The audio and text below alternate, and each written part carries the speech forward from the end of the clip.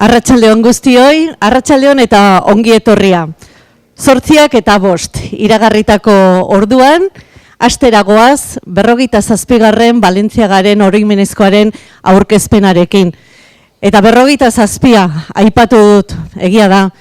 Klasika zar bat dugu, baina lasterketa berri-berria apirilaren 8an hemen Eibarren jokatuko dena. Balentziagaren oroimenezkoa, aurten ere, Espainiako koparako puntuagarria izango da. Egutegiko kopako 4. lasterketa puntuagarria izango da. Eta bertara, estatuko txirrindularirik onenak etorriko dira. Estatuko onenak izango dira, eta etxeko talderik onenak ere, jakina bertan izango dira. Batetik Espainiako kopa lehiatzen ari diren taldeak, eta bestetik gonbidatu bezala hemen izango diren taldeak ere. Eskerrak guztioi hemen izateagatik, eskerrak streaming bidez eta sare sozialetatik aurkezpen hau zuzenean jarraitzen ari direnei, eta eskerrak aurrena agintariei emango dizkiegu. Eibarko alkateari, eskerrik asko, Gipuzkoako aldundiari, Jesus Gutierrez eskerrik asko, Gipuzkoako Txirrindularitza Federazioari, presidente hemen dugu, Eduardo Soto, eskerrik asko, eta talde parte hartzaileetako ordezkariak ere hementxe ditugu. 5 talde parte hartzaile euskaldun eta hemen gertukoak, gure gonbiteari baiezkoa eman diotenak. Hanpo taldetik hemen ditugu Xabier Murgiondo eta Iker Bailarin, Eiser Irumet taldetik presidente eta guzti hementxe ditugu Markaitz Agirre, Eroi Jargi eta Kardenas eta presidente eta zuzendari lanetan Juan Diego. Hemen ditugu etxeko taldeko 3 ordezkari, Eibar Energia Iria taldetik Txomino Soro, Ander Gutierrez eta Mikel Mujika, eta Bake Ideus BH taldetik Jon Agirre eta Diego Perez ere hemen ditugu, eta etxeko direnez, 2 profesional lasterketa honetan protagonista izan direnak urteetan ere hemen ditugu. Euskadi Fundaziotik Peio Goikoetxea eta Euskadi Murias taldetik Aitor González. Besterik gabe, xehetasunetan hasiko gara, xehetasunen berri ematen, eta ezer baino lehen Eibarko Txirrindulari Elkarteko presidenteari, Angel Lopezi, emango diogu hitza. Arratsaldeon, Angel. Arratsaldeon, Gabon, eta eskerrik asko, gaur Balentziaga Memorialaren 47. edizioaren aurkezpen honetara hurbildu zareten guztioi. Baita ere, streaming bidez ikusten ari direnei. Buenas noches y muchas gracias a todos los presentes y a los que vía streaming siguen esta presentación de la 47ª edición del Memorial Balenciaga. Aurtengo denboraldi honi udaberriko kontzertuarekin eman bagenion hasiera, aurten beste behin aficionatu mailan proba honen aurrean aurkitzen gara. Temporada que una vez celebrado el concierto de primavera en colaboración con la Banda Municipal de Música ha continuado con la prueba Udaberri de Juveniles. Y como novedad este año con la celebración el pasado domingo 18 de marzo con la prueba femenina en su primera edición que a pesar del mal tiempo contó con una excelente participación de corredoras de todo el estado. Baita ere aipatu beharra dago, maiatzaren 20an kadete proba eta ekainaren 17an San Juan saria izango ditugula denboraldia borobiltzeko. Este año 2018, que viene con alguna novedad, entre las que se encuentra la prueba femenina ya mencionada, que viene a recuperar la carrera de cadetes que hace unos años dejamos de organizar por falta de presupuesto, y la confección de los carteles de este año, que se ha contagiado un poquito de la corriente vintage que está presente en diversas localizaciones de la ciudad, dotando de un aire histórico a las pruebas con personajes y situaciones del ciclismo ibarres.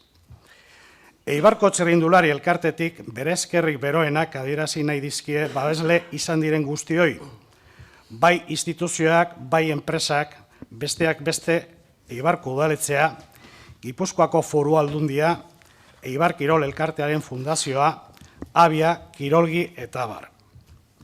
También recordar a los voluntarios que colaboran con el club, ya que sin su ayuda no sería posible organizar un calendario de pruebas como las expuestas anteriormente. Para terminar, me gustaría agradecer su presencia a este acto a los componentes de la mesa que hoy me acompañan, como son el alcalde Miguel de los Toyos, Jesús Gutiérrez, en representación de la Diputación Foral de Guipúzcoa, y Eduardo Soto, de la Federación Guipuzcoana de Ciclismo. Orain, alkate jaunari hitza pasatuko diot eta gerotsuago peinaturain lasterketa zuzendariak probaren zehetasunaz hitz egingo digu. Eskerrik asko.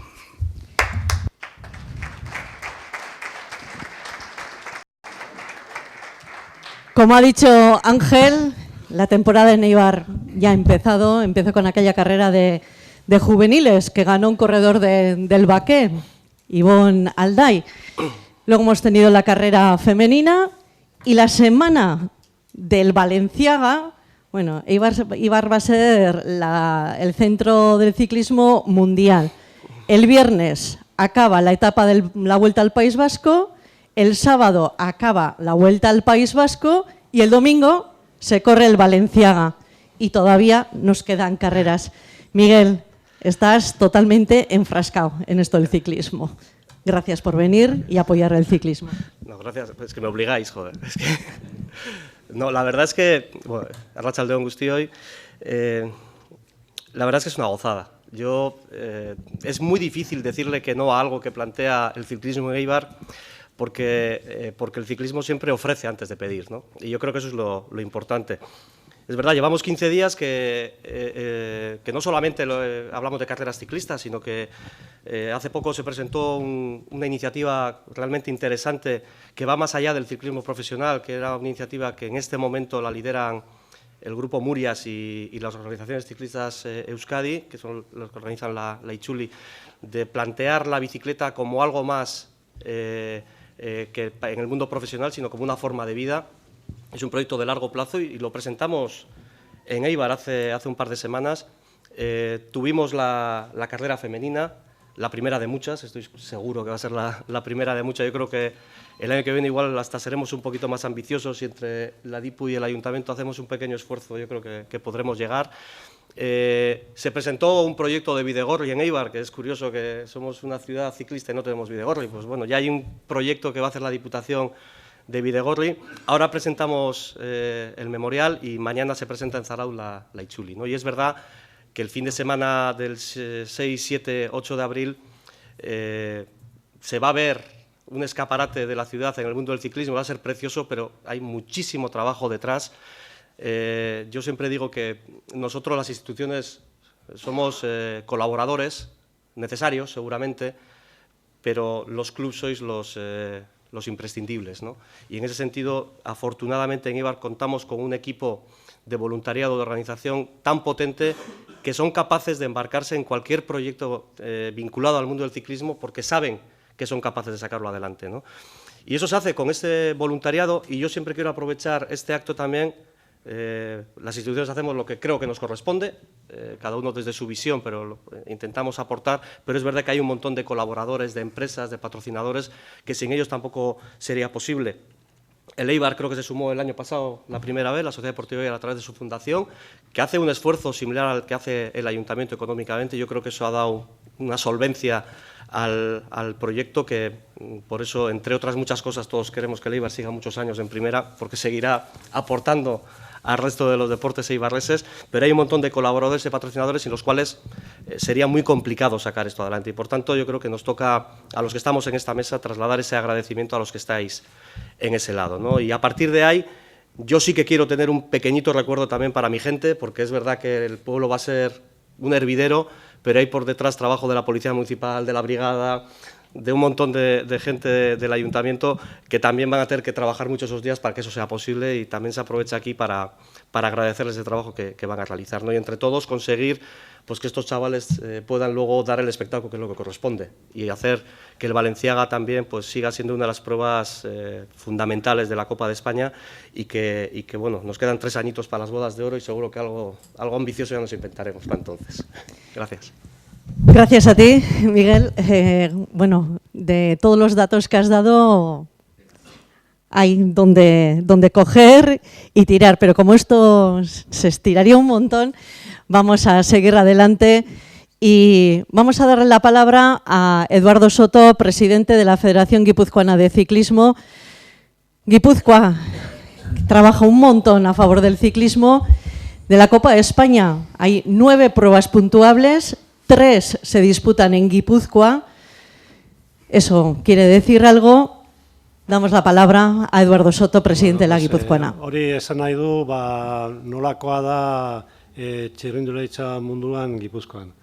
Hemen daukagu zean antolakuntza batzuk, ez dira begiratzen bakarrik goiko mailara, baizik eta ikusten badezute nor ibiliko diran la Vuelta al País Vasco, la Clásica Internacional Donostia, eta ikusiko duzu kadete karrera batean zein daude etxean.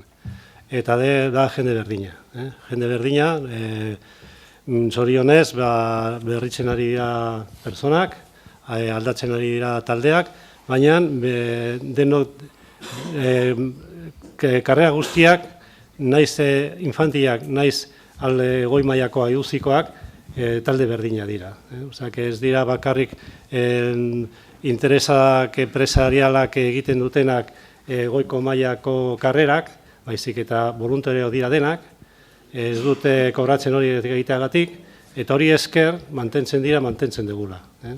Orduan hori eskertzeko da, zeren gu federazioetikan bakarrik egiten duguna da, papera jaso, papera eraman, telefonoak hartu eta faxez bidez eta korreo bidez. Baina atzetikan daude jende berdina da, naiz goi mailako, baiz ziklismo de baseako. Hori eskertzeko da, eta bueno, gero, herri bezala, herria entzean Eibar, guretzat da referente, eta bueno, eskertzeko da, eta gure aldetikan bakarrik egiten duguna, hori, bultzatzen gaitunako. Eskerrik asko, Eduardo. Eta Eduardok esan duenaren aritik, Gipuzkoako aldundiko ordezkarira ere joko dugu, ze aldundiare hortxe dago, Jesus, zu etxekoa zara, Eibartarra, Jesus Gutierrez, Gipuzkoako aldundiko kirolteknikaria. Eskerrik asko. Ez da bat ere erreza, ez da labur biltza, inbeste gauzak onak eta aipatxekoak entxutxe. Baina eta guztiz ere ni pentsatzen dut, askotan perspektiba galtzen dugula, ez da? Eta ez dugu sinisten, ez dugu konzepzioa hartzen, zelako importantia dan Eibarren egiten diren gauzak, ez da? Batipat txirrindularitzan.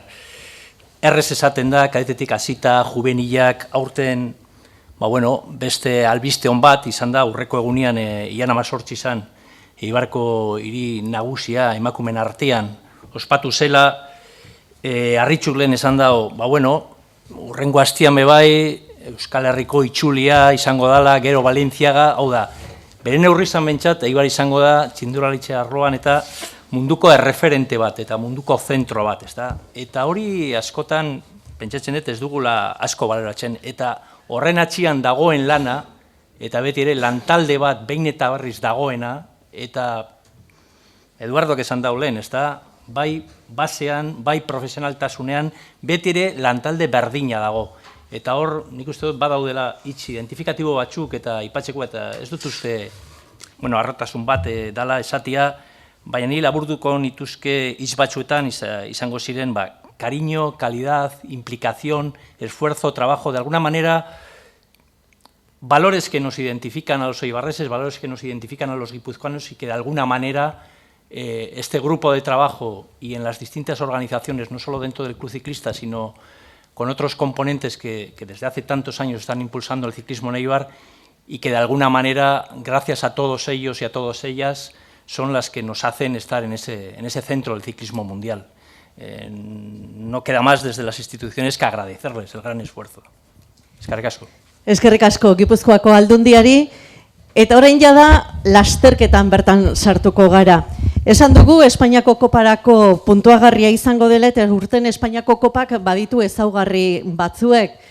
Bat, adibidez, babesle aldaketa bat, eta mailotetan etxeko enpresa bat, Ikolan, hortxe azalduko dela, hemen ditu gordezkariak, eskerrik asko, eta Ikolan lanaldi, eta horrezaz aparte, sariei dagokienez, aurten tarteko helmugetako sari bereziak kendu eginda, mendiko selkapen berezi hori ere kendu eginda, baina bestelakoan ezaugarriak betikoak izango dira. Baina lasterketak baditu aldaketa batzuek.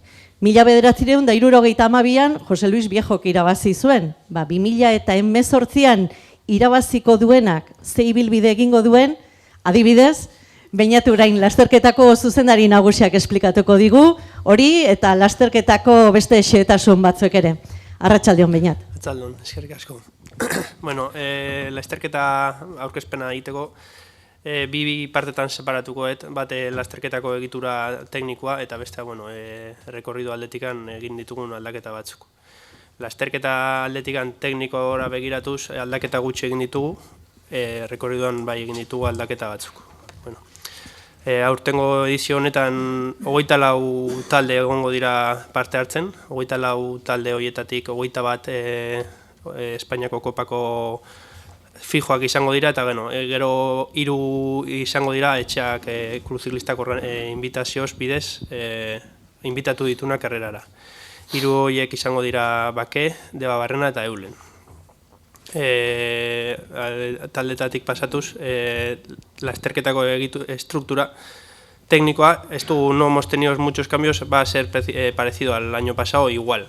El coche oficial va a estar en manos de Skoda, la seguridad de la prueba va a estar a cargo de la Artzaña, con la ayuda de 40 motos enlaces y con gente a pie a tierra de Casa Cantabria, Casa Galicia, que nos ayudarán a hacer todos los cruces de la localidad de Eibar. También vamos a tener gente del club por distintas localidades del recorrido que también van a cubrir los cruces y los pasos a los más complicados. También nos va a ayudar la Policía Municipal de Eibar, que no solo en esta, nos ayuda en todas las pruebas que hacemos, y el labor que hace la policía para ayudarnos en las pruebas es aipatze komodukoa da. También nos van a ayudar policías locales de distintos pueblos, cada uno, Zarauz, Deba, que ya comentaré en el recorrido cuáles son las localidades, y también vamos a tener la ayuda de Motos Lambreta, que también nos dará la cobertura por Eibar. Recargar, pues eso, también Casa Cantabria y Casa Galicia, como la Policía Municipal, que nos ayudan sí en esta y sí en todas las demás, y que gracias a ellos pues hacemos que la carrera sea segura para los corredores. También vamos a disponer de 3 médicos en carrera y 2 ambulancias, con una ambulancia dotada de un doctor. 2 médicos pondremos por la organización y uno va a ser Chechu Sainz. Radio Vuelta va a montar de por Inter, y la retransmisión va a estar a cargo de Ramón Arizaga e Íñigo Lazcano, que ellos serán los que van a dar las noticias o cómo va a ir la carrera en ese día. Ellos nos darán la información de cómo va.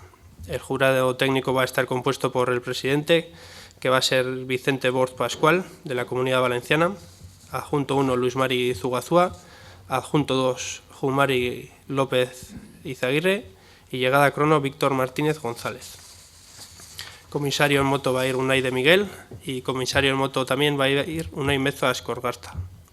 Vamos a disponer de 2 reguladores también para regular todos los coches y todas las motos que van en carrera, que van a ser uno Mikel Hernández y el otro Orkatz Amuchastegui, que ya llevan varios años haciendo la prueba y que ya controlan un poco dónde poner las motos y dónde tienen que ir cada coche. La asistencia técnica dirigida a corredores va a estar a cargo de Shimano, que dispondrá de 3 coches y una moto puesta por CDR de aquí de la localidad de Eibar. Y esa va a ser un poco la estructura técnica de la carrera. Ahora pasando al recorrido, en el recorrido sí hemos hecho varios cambios. El inicio de la carrera va a ser la misma, vamos a empezar por Unzaga a las 9 de la mañana y el recorrido hasta Zarauz este año vamos a ir todo por la costa. Y los años anteriores de Zarauz volvíamos por otra vez por Deba. Este año vamos a ir para la zona de Azpeitia, y vamos a darle un poco de cambio y un pelín de dureza con Azcárate igual también, porque antes veníamos por Iciar y esta vez vamos a venir por Azcárate. Vamos a bajar a Elgoibar, iremos hacia Vergara y subiremos el Gueta por Vergara. Este año, los años anteriores, del Gueta se bajaba hacia la zona de Vizcaya. Este año vamos a bajar a Arrasate y vendremos hacia Eibar, de Arrasate por Vergara y hasta Eibar. Llegaremos a Eibar, subiremos Ixúa, bajaremos Echeverri y bueno, subiremos a Miguel y vendremos a Eibar, que también hemos cambiado este año la meta de sitio y vamos a hacer la llegada en Toribio Echeverría. Pensamos que la llegada haciéndola ahí va a tener un poco más de visibilidad y un poco más de imagen a la hora de que lleguen los corredores. Comentar los premios que tenemos en la carrera. En Deva vamos a tener un sprint especial de Avia, patrocinado por Avia. En Loyola vamos a tener una meta volante patrocinado por Avia. En Osinchu vamos a tener otro spin especial patrocinado por Avia. Y en Eibar, en Azitaim, vamos a tener otro meta volante patrocinado por Avia. Vamos a tener también montañas que van a puntuar Itriar, Azcárate, Elgueta, Ixúa y San Miguel. La montaña va a estar patrocinado por Ricolán Lanaldi y comentar también por Ricolán Lanaldi que no solo nos ayuda en esta carrera, sino ha llegado a un acuerdo con él y nos ayuda en todas las carreras con toda la seguridad que nos da. Así a nosotros que participamos con nuestros vehículos y sí a los motoristas que participan con su vehículo, al final pues la seguridad que nos da la empresa Ricolán Lanaldi es importante. El primer sub-23 va a estar patrocinado por el Club Ciclista. Como actividad va a dar Laurel y Hardy, Metas Volantes Castillo y primer Euskaldun Guria Electricidad. Un poco esa va a ser un poco la carrera y los patrocinadores y los premios que va a haber. También comentar que vamos a tener en el corte de cinta, este año vamos a tener una persona muy especial. Va a ser el homenajeado principal, va a haber algún otro homenaje también, pero bueno, el homenajeado principal va a ser él, va a ser Joaquín Rodríguez Purito, que en el año 2000 ganó la Memorial Valenciaga del año 2000. También va a estar el Miguel de los Toyos, el alcalde, y también Amaya Gorostiza, la presidenta del fútbol de Eibar. También vamos a hacer un pequeño homenaje a José Olaizola, que bueno, también pues la gente que nos ha ayudado en un montón de años y que ha estado ahí siempre con nosotros, pues también hay que tener un poco que vamos a tener un detalle con él. Y bueno, pues un poco eso es todo sobre la carrera. Bueno, yo he visto que han atendido mucho más en esta zona que en aquella a lo del recorrido, premios, etcétera. Igual, ibilbideari helduta, hasiko gara hemengo protagonistei hitza ematen eta aurrena profesionalei galdetuko dizuet. Aitor, zure garaitik aldatu eginda ibilbidea, zer iruditzen zaizu aurtengo ibilbidea? Aitor González, Euskadi Muriaseko txirrindularia.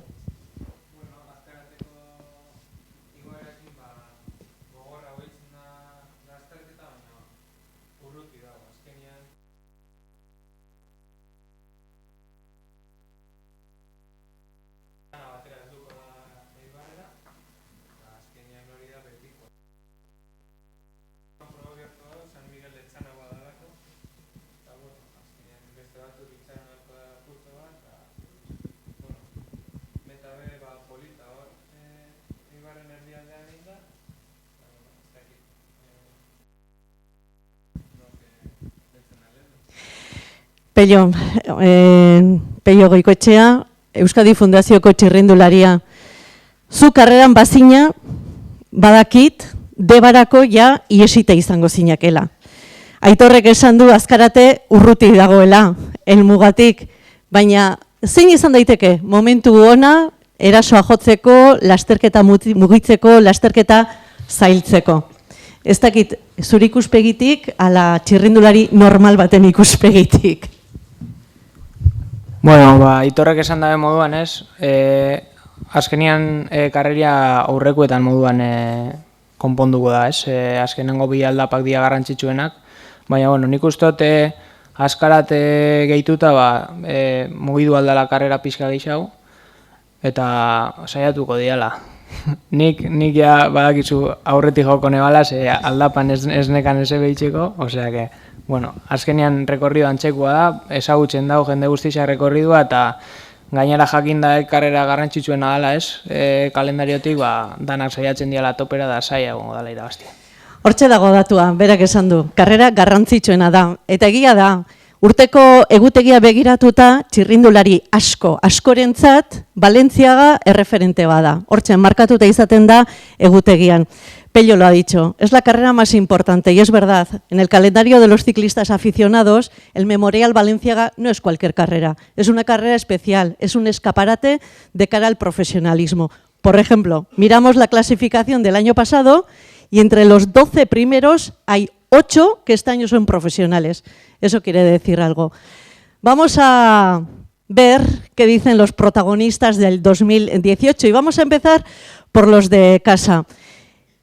Eibar Energía Iria llega a la carrera en una situación distinta a otros años. Ya tenemos una victoria, pero conseguida el sprint, con Ondiz Urruzmendi. Esto ya es para más escaladores. Entre los escaladores del equipo vamos a destacar a Mikel Mujica, por ejemplo. Mikel, que el domingo en Oteiza hizo un carrerón, está preparado muy bien Gorla. Mikel, igoera aldapa luzeak zuretzat egokiak. Bueno, Valentziaga aproposa. Ez dakit, sari hau etxera eramateko moduan edo... Gaizki hasten gara, ez detuzte ezin da esan.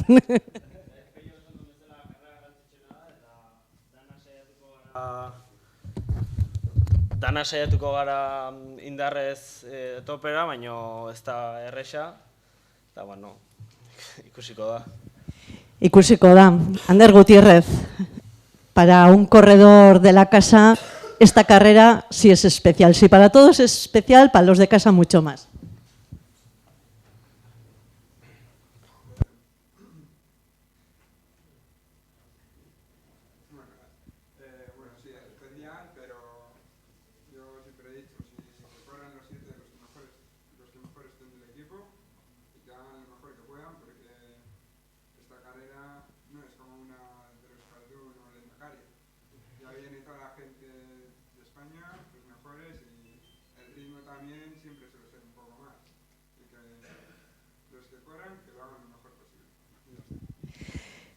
Txomin Osoro, zuretzat ere, hau berezia litzateke, ez dakit izango zaren, irtera puntu horretan ala ez, baina zuri, Valentziagaren oroimenezko karrera entzun, eta zedatorkizu burura?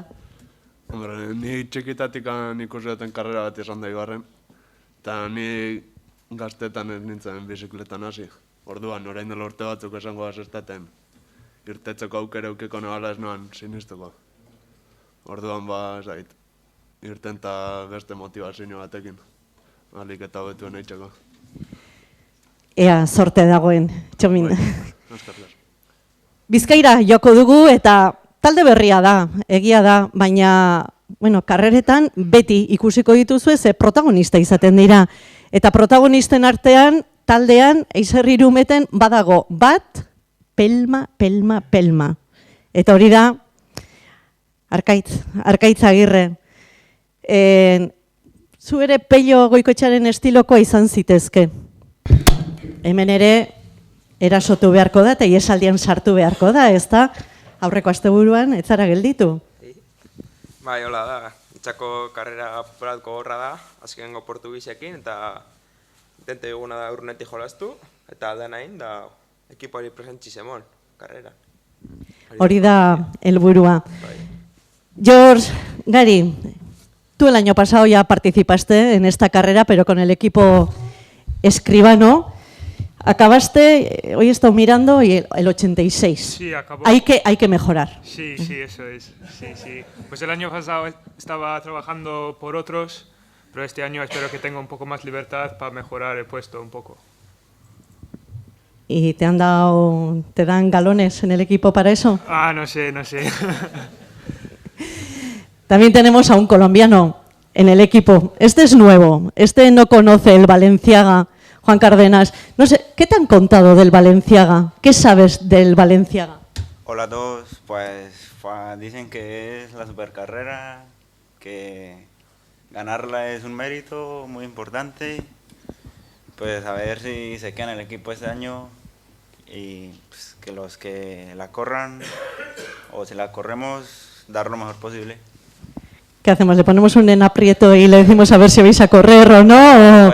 ¿O lo dejamos correr? Juan. Sí. Todavía queda tiempo. Hay que esperar unos días, quedan unas pruebas para ver quién es el que está más fino, para completar la alineación del Balenciaga. Hay que aprovecharse de que todos tienen esa motivación especial para correr el Balenciaga para que aprieten un poquito más estos fines de semana anteriores. Esta es una carrera especial, para los equipos también. Sí, sí.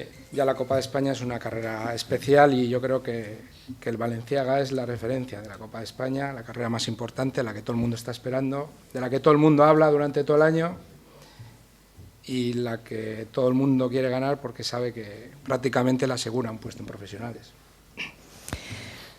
Después de oír todo esto, Iker Ballarín asegura el puesto en profesionales. Tú el año pasado corriste.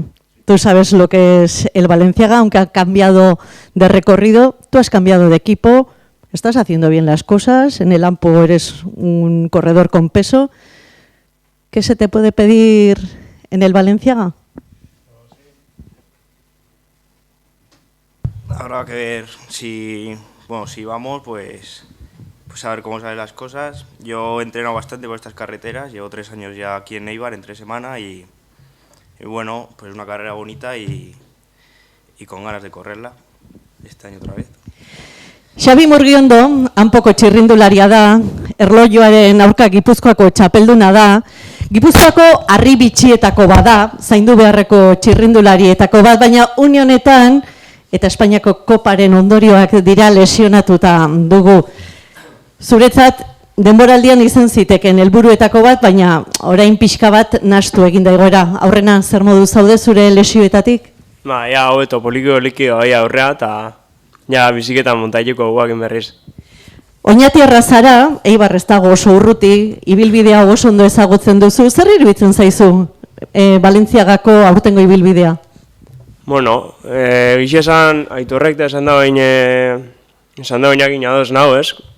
Rekorrido desberdina izan arren gogorragoa ez da gidan. Azkenean, ni azaibidez korriunen, da areition gehatu nintzen atzean. Azkenean, ja areitio kilometro askokin igoten da, eta entrenaien igote oso areitio eta ez da baina ja 1 kilometroekin igoten hastia beste kontua.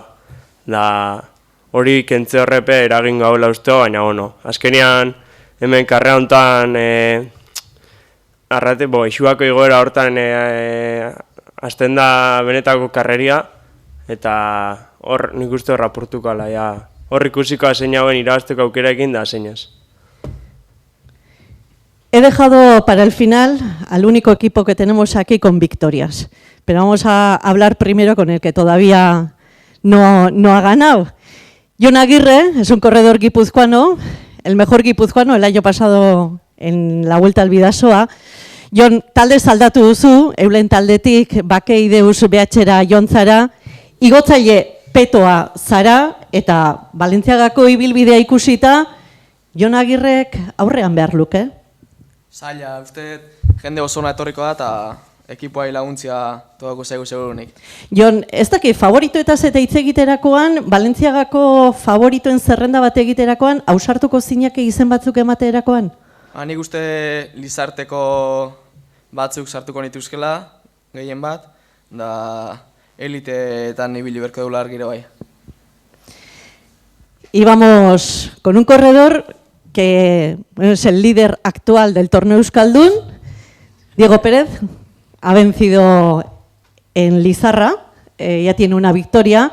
El equipo Baque se presenta a esta presentación, a la carrera igual ya con más victorias, pero en estos momentos tienen 3 victorias con 3 corredores distintos. Vaya comienzo de temporada, Diego. Sí, de ensueño, ¿no? ¿Quién lo iba a pensar? Oye, pero contentos. Bueno, allí el sprint fue entre pocos, pero puede darse la misma circunstancia aquí. Si se da, pues con estar allí ya es bastante, ¿no? Me parece a mí, no sé.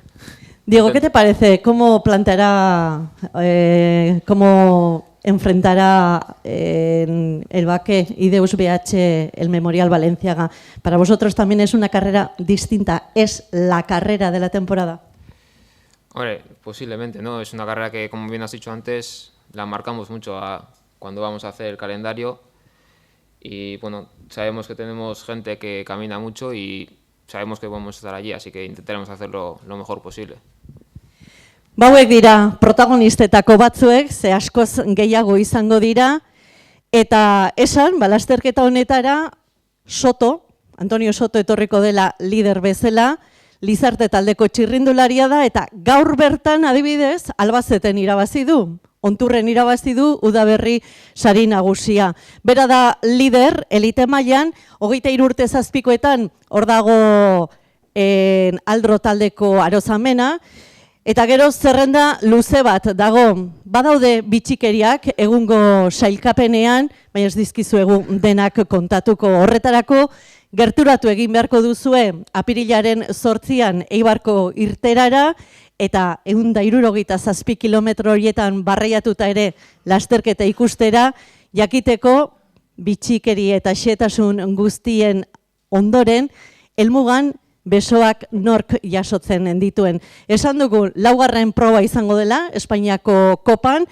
lehenengoa Don Beniton Errusiar batek irabazi zuen, Novikovek, bigarrena Aiztondo klasikoan Mutua Levanteko txirrindulari batek irabazi zuen, Eusebio Pascualek, eta hirugarrena, gerritaren oroimenezkoa, Polartek taldeko txirrindulari gazte batek irabazi zuen, Lopezek denak izango dira hemen, honek esan nahi du onenak, estaduko txirrindularirik onenak, hemen izango direla apirilaren 8an. Ez dakit norbaitek, mailan dagoen norbaiti edo txirrindulariei eurei, galderaren bat egin nahi dien, zerbait esan nahi duzuen,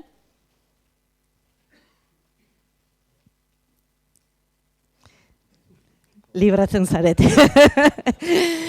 Batira, honetan amaitutzat emango dugu aurkezpen hau, 47. Balentziagaren oroimenezkoaren aurkezpena, eta horbean, luntz txiki bat izango da, guztiok tertulian egoteko, aholku bat, txirrindularien ondoan jarri, hauek gutxi jaten dute, zaindu egin behar dute, beraz, aprobetxatu unea, eta benetan, apirileko Pasku aste hori, etorri Eibarra, ziklismoa gustatzen baldin bazaizue, hauxe da tokia. Mila esker, eta Balentziaga on guztioi.